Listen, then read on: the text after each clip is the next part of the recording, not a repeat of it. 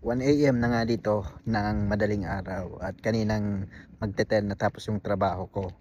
Tapos nakita ko yung buwan bilog kaya naisipan ko maglakad-lakad muna. Saka di pa naman ako inaantok at naboboard ako sa kwarto ko kaya eto, nandito ako sa labas para maglakad-lakad, wala nang tao. Bale, last day ko kanina sa na pang day shift. Bali ang pasok ko noon ay 11 AM to 9:30 PM. At may tinatawag pala dito na ng pajama day. Yung pajama day, yun yung mahabang oras kang libre, mahabang oras ng tulog. Kaya gawin mo na yung dapat mong gawin na hindi mo nagagawa. Ang tawag niyan,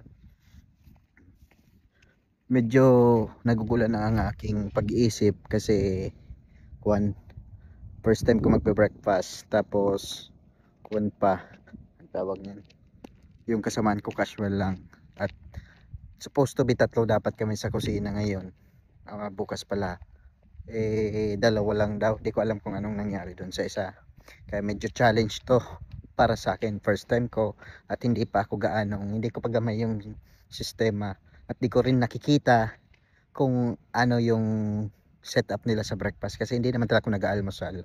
So palaisipan sa akin, pero awa ng Diyos, nakausap ko naman yung papalitan ko, na Pinoy. Inano na niya naman ako, briniping na niya naman ako, kaya sana makayanan at makaraos din kahit papano. Kapag sa breakfast ka kasi, yung simula ng trabaho niyan mula 11 PM hanggang 9:30 AM. So halos pareho lang naman. Pero na lang ako kasi di ko talaga, parang nakulangan ako sa briefing sa akin. At yung ko pa daw, nahirapan ako kasi maraming storage.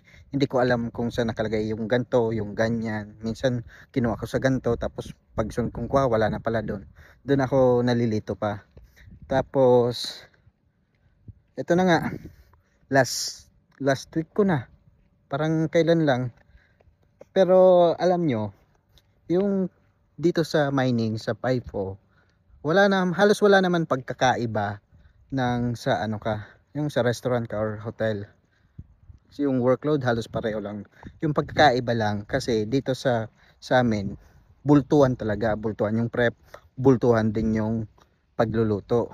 Kaya kailangan mabilis ka. Same rin sa restaurant, kailangan mabilis ka rin. Pero awa ng Diyos, nag-enjoy naman ako.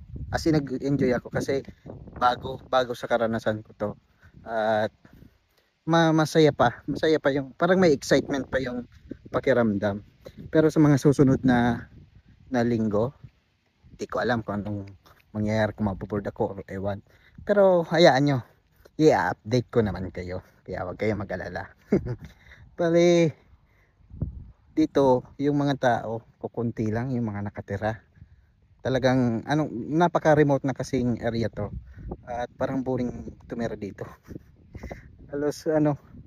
halos magkakalayuan yung mga bahay. Iwan kung mag-enjoy ako kung titira halimbawa ako dito. Ito tahimik, hindi na sobrang init, pero ngayon ang lamig naman. Gabi na 1 AM, kakasabi ko lang kanina.